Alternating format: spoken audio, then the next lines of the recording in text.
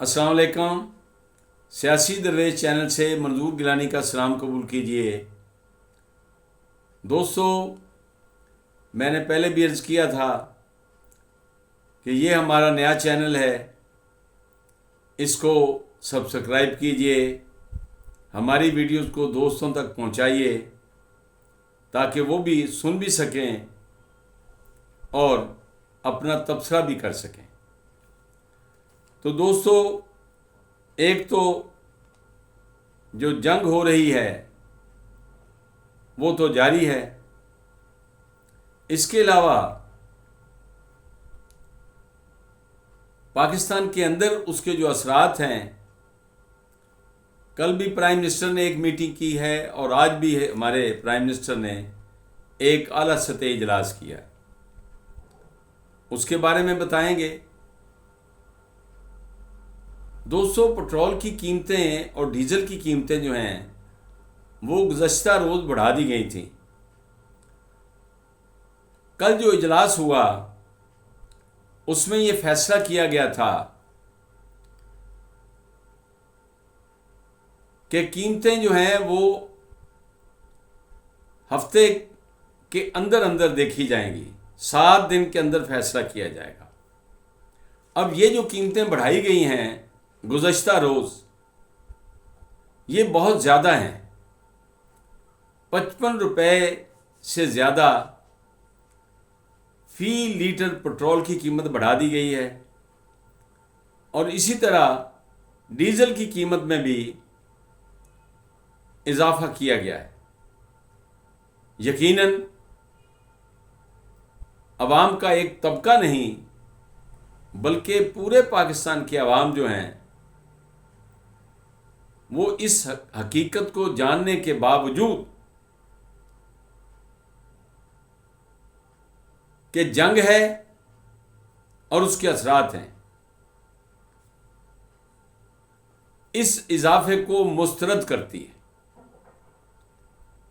इस तरह का जो इजाफा है ये किसी सूरत काबिल कबूल नहीं है।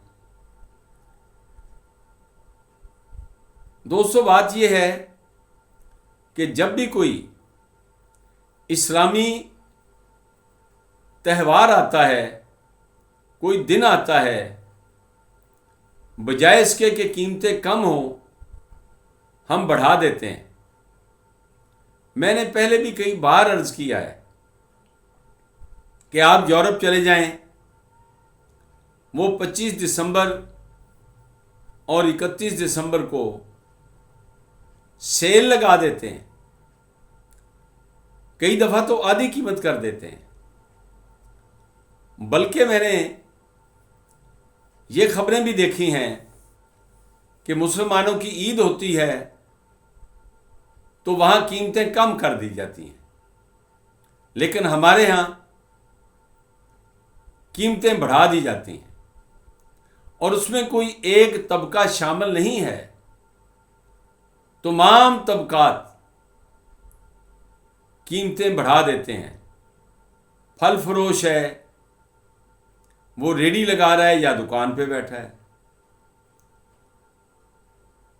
इसी तरह रोज़मर्रा ज़रूरियात की तमाम अशिया की कीमतें बढ़ जाती हैं। हमें सोचना चाहिए बतौर मुसलमान के और बतौर पाकिस्तानी के कि क्या हम ये ठीक कर रहे हैं? ठीक नहीं कर रहे। तो ये जो पेट्रोल और डीजल की कीमतें बढ़ी हैं, पेट्रोलियम मसनूआत की बल्कि कहना चाहिए,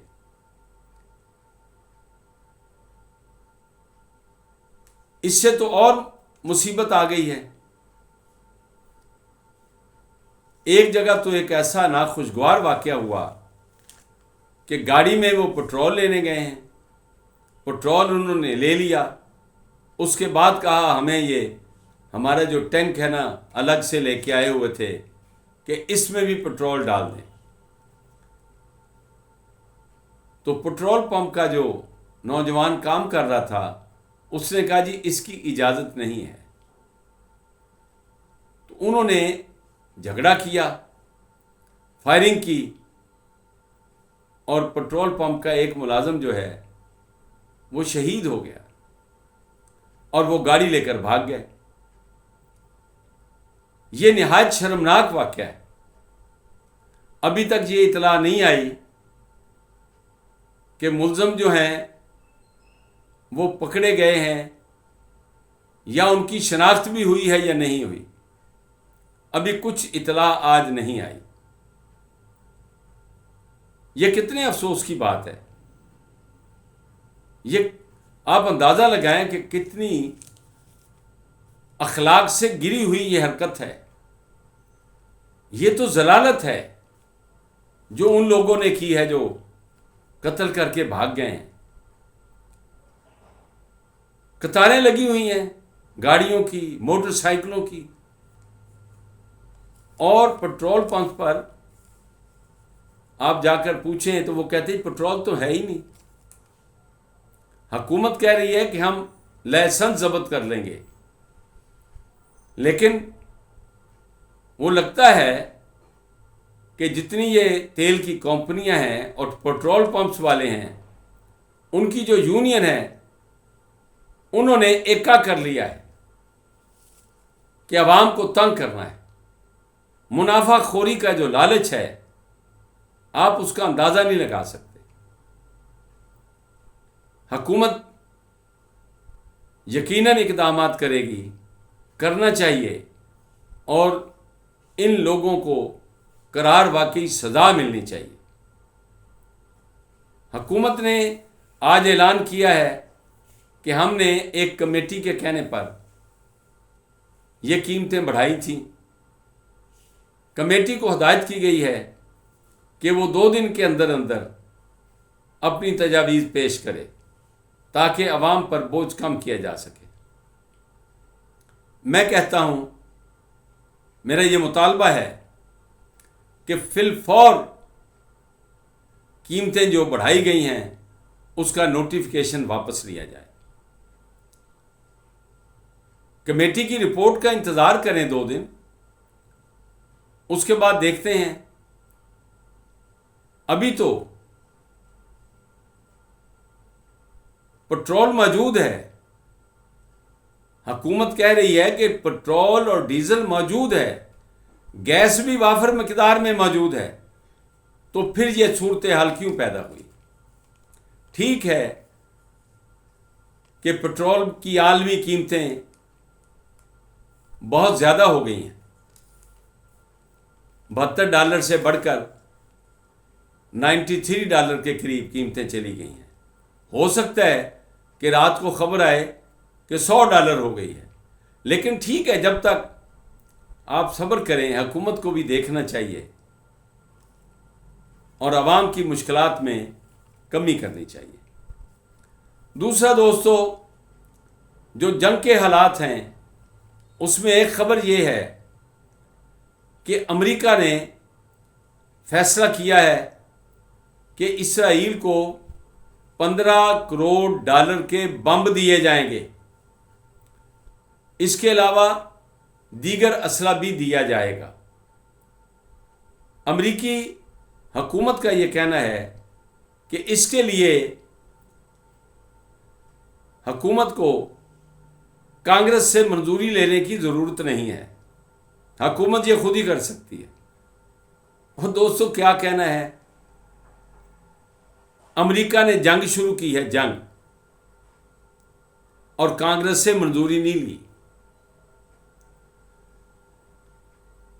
पहले भी जब ईरान पर हमला किया था तो कांग्रेस से मंजूरी नहीं ली थी।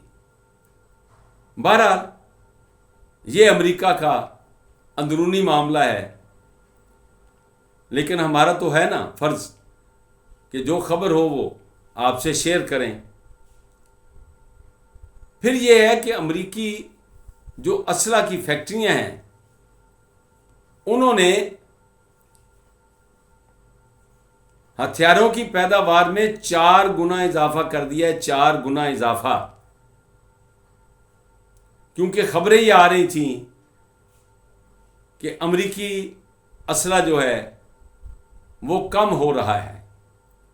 अमेरिकी सदर ने एक बयान दिया है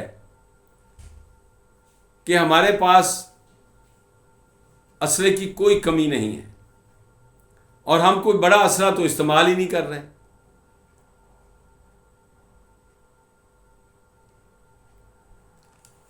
फिर दोस्तों, पाकिस्तान जो है उसकी कोशिशें जो हैं वो जारी हैं कि ईरान और पड़ोसी ममालिक जो हैं उनके दरमियान कशीदगी जो है वो ख़त्म की जाए। इस हवाले से हमारे वज़ीर आज़म जो हैं वो भी राब्ते में हैं सब ममालिक के, और हमारे वज़ीर ख़ारजा भी सरगर्म हैं। और आज एक और इजाफ़ा हुआ है कि हमारे army chief field marshal Asim Munir साहब, जो कि चीफ ऑफ डिफेंस स्टाफ भी हैं, उनकी मुलाकात सऊदी अरब के वज़ीर दिफा से हुई है और वहाँ से एक मुनासिब खबर, मतवाज़न खबर आई है। फिर सबसे अहम खबर जो है वो ईरान के सदर मसूद पज़ेश्कियान की है। उन्होंने एक बयान में कहा है कि हमारा कमांडर नहीं था तो कुछ ऐसे फैसले हुए जो कि फौज ने किए और जिसके नतीजे में जो पड़ोसी ममालिक हैं उनको नुकसान हुआ है। उस पर उन्होंने माजरत की है। लेकिन दोस्तों, ईरान का एक बयान जो है वो आज भी मौजूद है कि अगर किसी पड़ोसी मुल्क की सरजमीन ईरान के ख़िलाफ़ इस्तेमाल हुई तो ईरान निशाना बनाएगा। आज भी उसी तरह खबरें आ रही हैं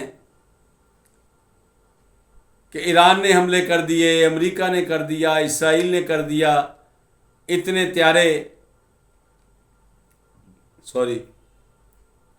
ईरान के तबाह हो गए हैं 80 त्यारे, जंगी त्यारे।